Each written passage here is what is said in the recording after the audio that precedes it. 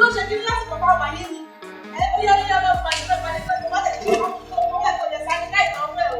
Ìkọ̀dà kan mi síbi kọjá káwọn àlejò orí omi ní ọmọ wọlé o. Ṣé kíá o. Wọ́n ti ká lè fi wá bá gbogbo náà màtàmá yẹn tẹ̀lé ìbéèrè o. Kò lè sáré láìsàn ọ̀fẹ́ tí bá lè mọ́ gbogbo o. Má fẹ́ o.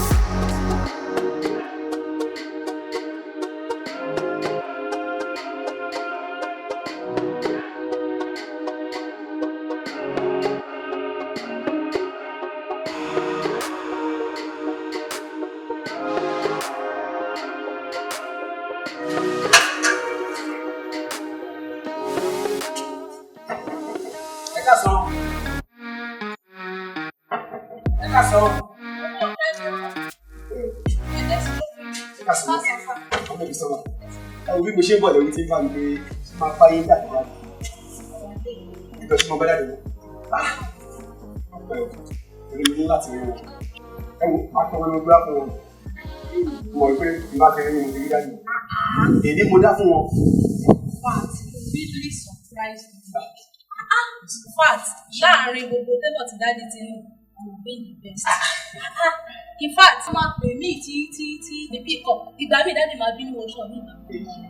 Sọ̀rọ̀ ìdí sẹ́wọ̀n. Orí ọ̀fẹ́ Ọlọ́run náà ni. Ṣé mo lè rí?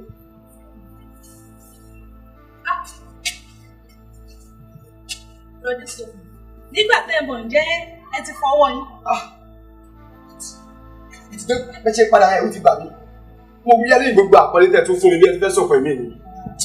Ẹ wò mo ti fọwọ́ nígbà tí mo ń bọ̀. Rárá o, nígbà tẹ́ ẹ wọ bíbá yìí, ṣe ti sanitize ọwọ́ yín. Ǹjẹ́ ti lo sanitizer tàbí sílẹ̀? Rárá o. Ẹ wò ẹ jọ̀ọ́ ẹ bá mi lọ ọwọ́ yín bẹ́ẹ̀.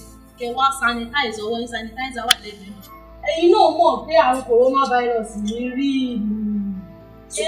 Ẹ jẹ́ ká dáàbò bo ara wa. Lápá sanitize tó lè wọ̀ tó lè rí dájú. Ọkùnrin bá mi fọwọ́ yín.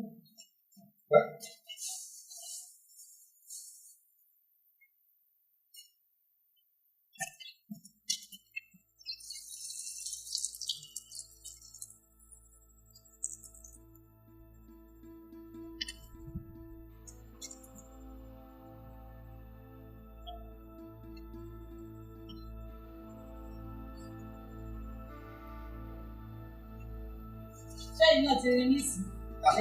Nígbà ìdáàbòbò ara ẹni, ó ṣe pàtàkì gan-an ni. Ká má bàa àrùn coronavirus ní ẹ̀wọ̀n má fi ṣe sọ́lẹ̀. Ìṣẹ́yìn ẹ̀jẹ̀ ìbí báyìí. Ọmọ ìṣọ́ra ẹ má bẹ̀rẹ̀ kan fún mi. Torí àìmára ìsọ̀rọ̀ mi. Ṣé bí mo ṣe mú wíṣì iṣẹ́ yẹn tí mo sanitize ọwọ́ tí mo fọ ọgbẹ́ ṣe ní ìlú ṣiṣẹ́? Èyí náà mọ̀ pé ìdáàbòbò ara ẹ̀ ó ṣe pàtàkì gan-an ni. Àtàwọn olóyìnbó máa sọ pé prevention is better than cure. It is true that this coronavirus we are all talking about is real.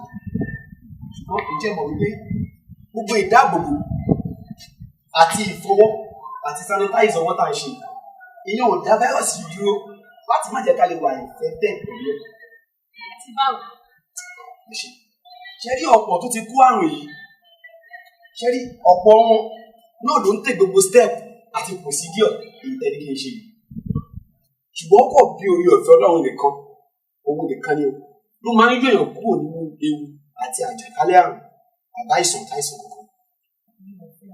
Láti jẹ́ kí ènìyàn ńlá sáà ní kọjá. Ẹ wò ó ní sọ, láláìsí orí ọ̀fẹ́ yìí nìkan gbogbo tá à ń ṣe yìí àmọ́ ni o ẹni tó mọ kọ̀ọ̀kan ṣùgbọ́n orí ọ̀fẹ́ lọ́rùn nìkan nínú ìgbà ìlọ láìsí. ẹ má jẹ́ nítorí ẹ ní láti jẹ́ kí ìgbàgbọ́ yín dúró. lóòótọ́ ni wípé gbogbo lọ èyí tó fún wa bí ká máa ṣe gbogbo ẹ̀ òótọ́ ni ó dára, ṣùgbọ́n ìkọ̀kan wà tó ju lọ́ọ̀ yẹn lọ, òun náà ní orí ọ̀fẹ́ tí mo sọ nípa rẹ̀. In the book of Proverbs, it says those that walk in his path shall be saved. Ẹni láti bá Ọlọ́run rìn kí ẹni bá dé nígbà. Ẹ kò ní lọ́kàn ní pé orí ọ̀fẹ́ Ọlọ́run nìkan ló lè yọ ní kò ní rí. Faith and grace. Anyway, Lord, I thank you for your grace upon my life and my family. Thank you, Jesus. Ẹ jẹ́ ká wọlé. Ẹ ṣe. Ẹ bá mi dájú.